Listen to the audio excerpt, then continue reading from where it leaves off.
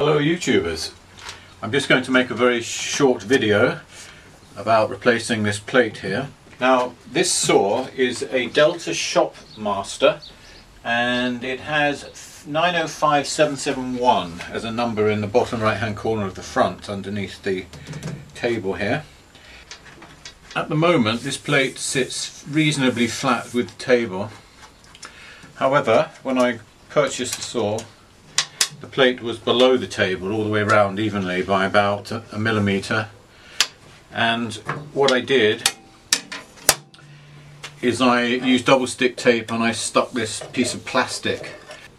I cut this little hole out here for this indentation where that's dropped. Presumably that's some sort of reinforcement for the plate, and then obviously cut the throat out, and then when I fitted it, it was too high.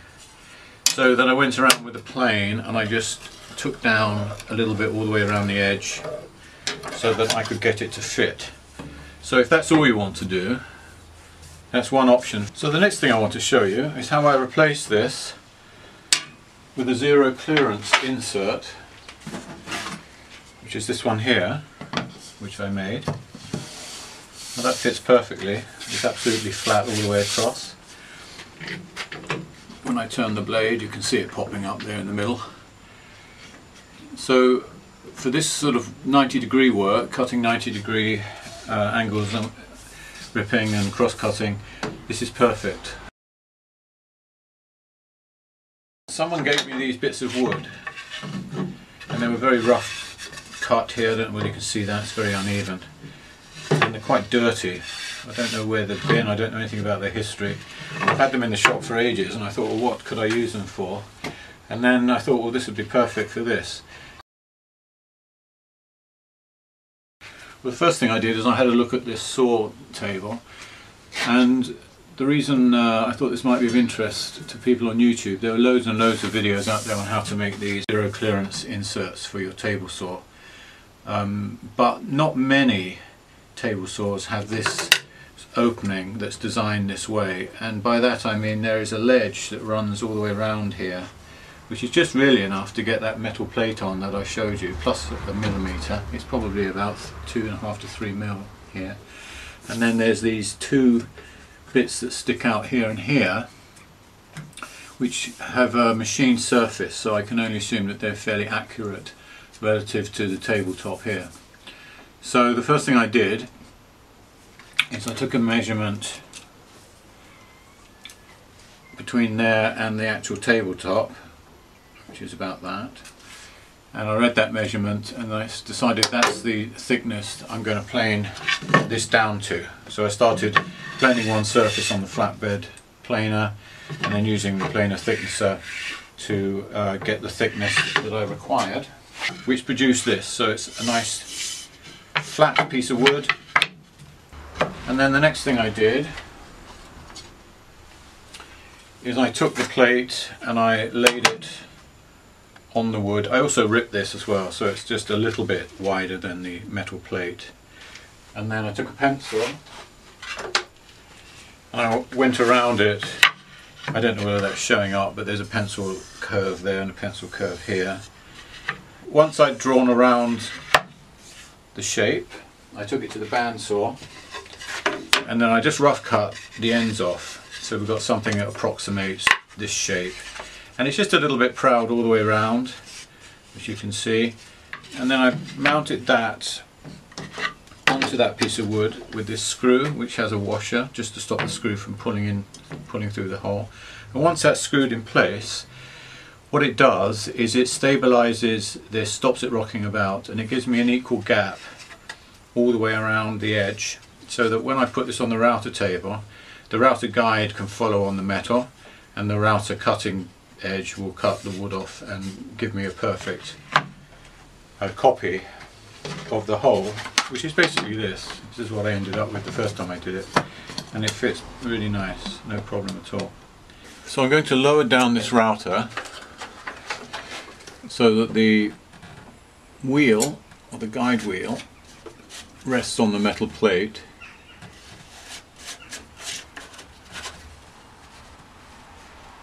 and the cutter is just slightly higher than the wood. I don't want it to touch the metal.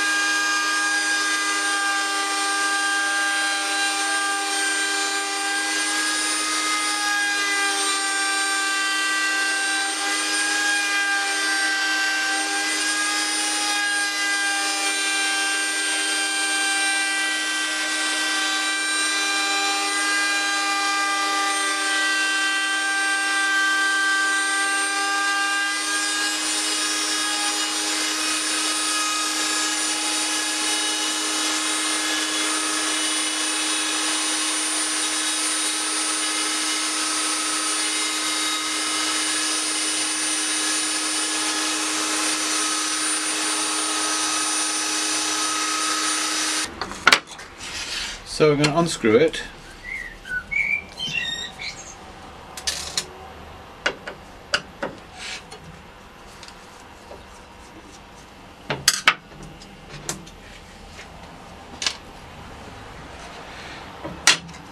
Now you'll see that it fits. It's a nice fit, but you can also see that it sticks up a lot. And that's because it's sitting on that ledge. Now the next step in this is to route a groove all the way around the edge, like a rebate essentially, that will run all the way around, that will enable this to drop down lower, so it will clear this, and then the bottom of this insert will sit on here, and or it will rest on here if I get the height right.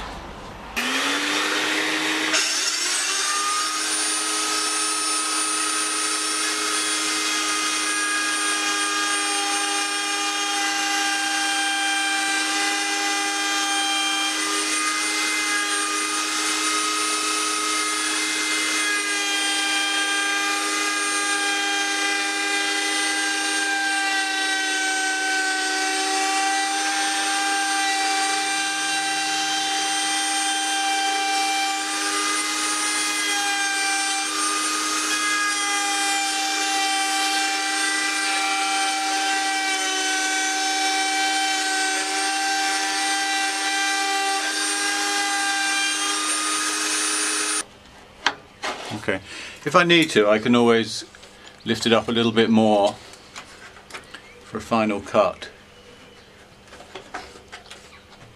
So I'm going to do the second pass.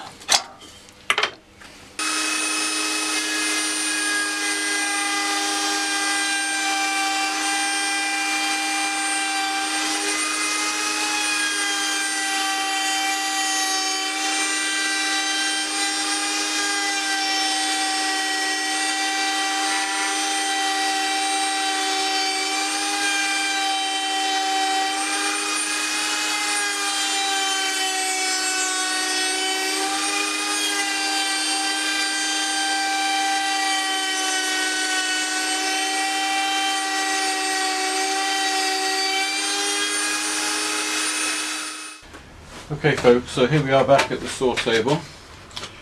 Now in the end I went ahead and I made up 3 as well as the original, so I got a total of 4. Now a couple of things I thought of since I made the first one.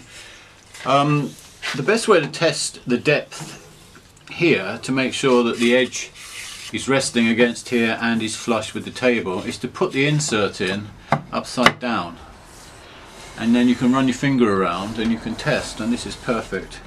It's laying fine. And when I flip it over, it's high. I can feel it. There's an edge all the way around. It's rocking slightly. And what that's telling me is that the wood is too thick. So this wood here is too thick and it's resting on here and here.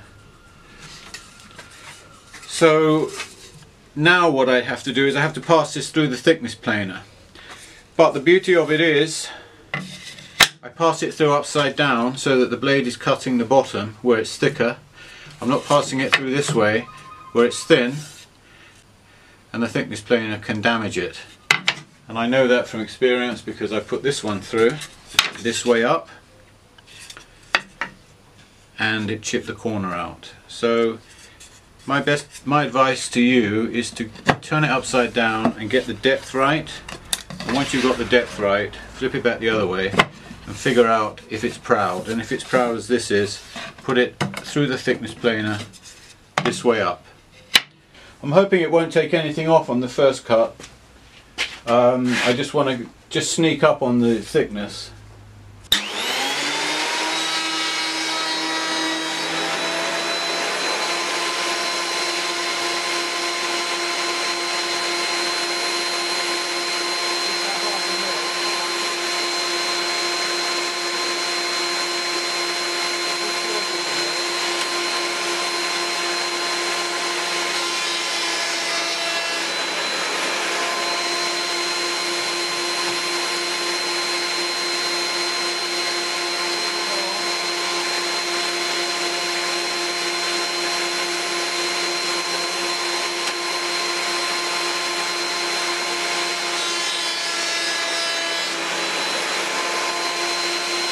So that fits lovely now, and now I've got the depth set, I can go ahead and cut the other one in one go.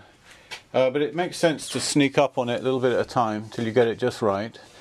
And you can always turn these around depending on how your planer's set up. If it's not set up perfectly, it might not be cutting absolutely true, so you could try switching it around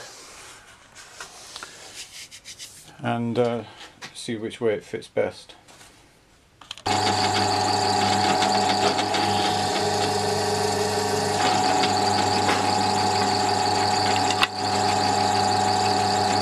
Good. Same on the other side.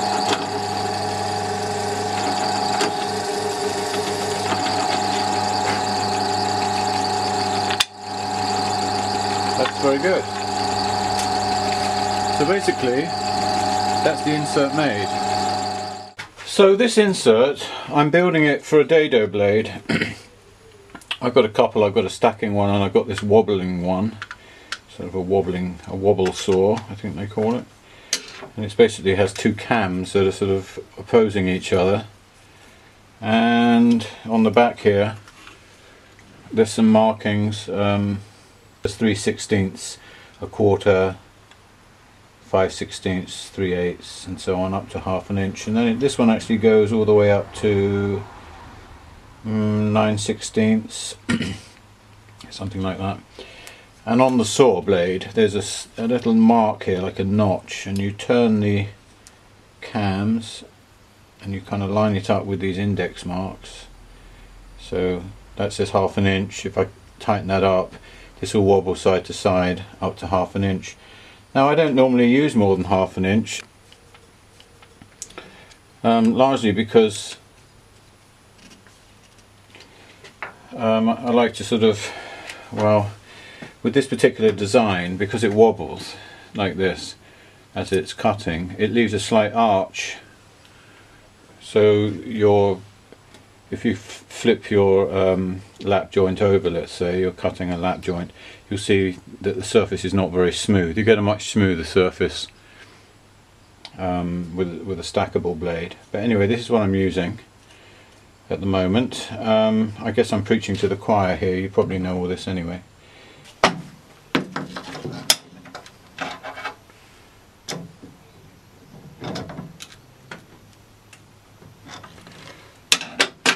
Okay, so I'm going to lower this down, so it's out of the way, put this on. Now I've seen on some videos on YouTube, which I'm sure you've seen too, some people use the fence. They sort of lay the fence across and then they raise the blade and the fence keeps the plate in position. However, I won't need to do that, because the screws will hold it down. I fitted it now.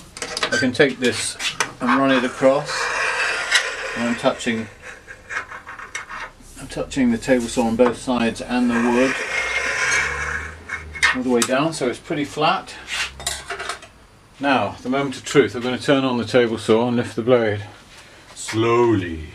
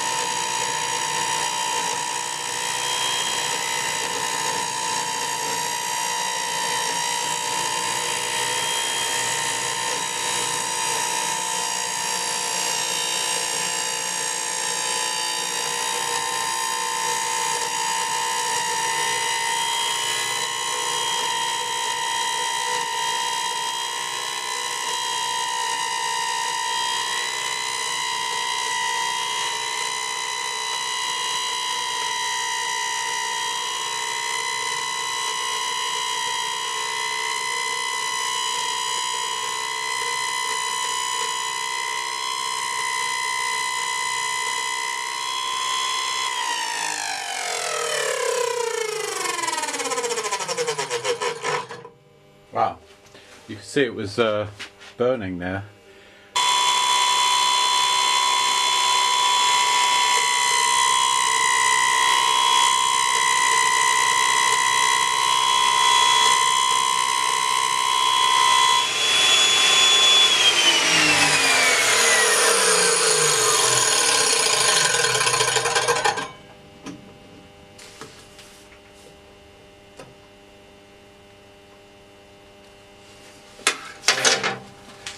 So that's 3/4 of an inch.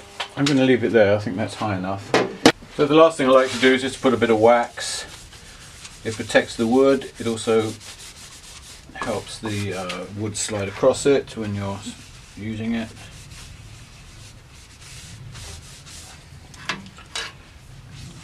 Just use a little bit of tissue paper, there's your shop towel. I can get rid of it. This is the same stuff I use on the table as well, so it's all good. It's all good stuff. So putting quite a bit on. Put some on the back.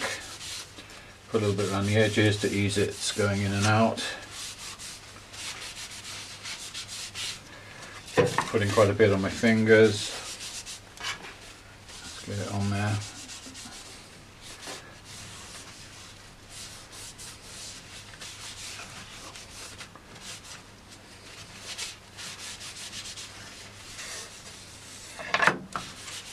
Quite dry on this side, I can put a bit more on.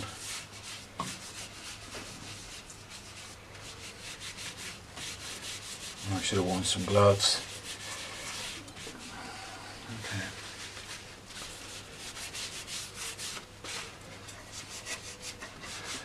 So basically, that's it. That's the way I do it. I know some people build them out of plywood and stuff like that, and I'm sure that's fine.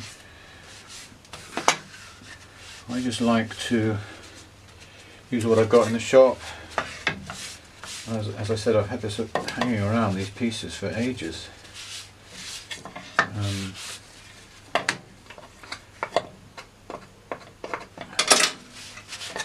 just haven't used them. So I'm going to let that dry a little bit, and then I'm going to buff it up. And I want to thank you for watching. If you're interested in this kind of thing, please subscribe.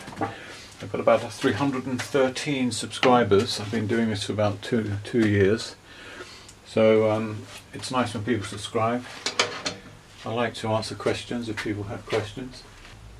So I hope this was useful, and I'll see you in the next video. Thanks for watching. Bye now.